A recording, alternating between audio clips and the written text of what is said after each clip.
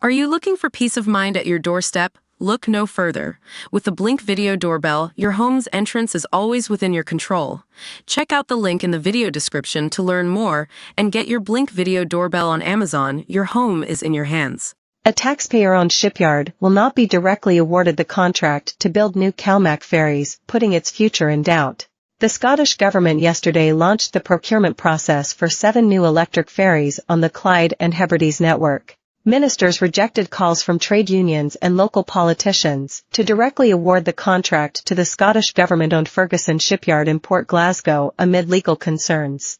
But the yard is likely to bid for the work, and ministers yesterday announced £14.2 million of new funding to help it modernise and improve its prospects of winning new contracts. Last year, directors at Ferguson Marine Port Glasgow, FMPG, warned there is a risk of insolvency if it does not secure a workstream of new contracts. Scottish Conservative transport spokesman Graham Simpson said, "It has taken far too long to reach this point, to the dismay of islanders.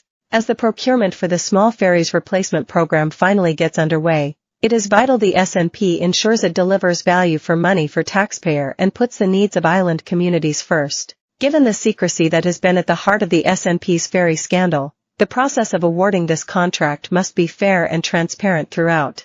Once it is awarded, it must deliver ferries that are on time and on budget, and our lifeline services islanders will be confident are reliable. Scottish Liberal Democrat economy spokesman Willie Rennie said, "The decision to opt for a competitive tender process is risky as the yard needs a regular drumbeat of orders and work to maintain the skilled workers essential for the construction of the ferries." The estimated cost of the first phase of the small vessels replacement program, which includes the 7 ferries, port improvements, and shore power upgrades, is around £175 million. Explaining why the contract was not directly awarded to Ferguson, Deputy First Minister Kate Forbes said, "Extensive analysis and legal advice confirm that a direct award of the small vessels Phase 1 contract to FMPG introduces substantial risks and uncertainties for the shipyard and the communities which rely on the lifeline vessels, due to the strict conditions imposed by the UK Subsidy Control Act. Instead, we will do everything which is legally possible to support the yard and the workforce to secure a long-term future, which is why we have come to an agreement on initiatives and funding to improve productivity." The formal invitation to tender for the contract is expected to be issued in September, with a view to awarding the contract next March. The £14.2 million of new funding announced yesterday will be used over 2 years to support modernisation of the yard and to improve productivity. It will include buying new equipment and upgrading existing equipment. Talks are also said to be at a final stage with BAE Systems about the yard securing further work on the Type 36 frigate program. The 2 CalMac ferries already being built at the yard are already way over budget and behind schedule. The Glen Sannox was originally supposed to be finished in early 2018, while the Glen Rosa was due to be handed over by the end of that year. The 2 ships are due to cost £360 million, compared to an original estimate of £90 million.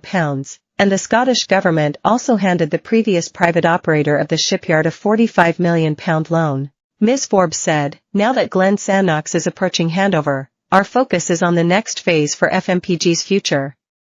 That requires change and investment to target new opportunities. The board has developed a business plan that it believes has the potential to secure a competitive future.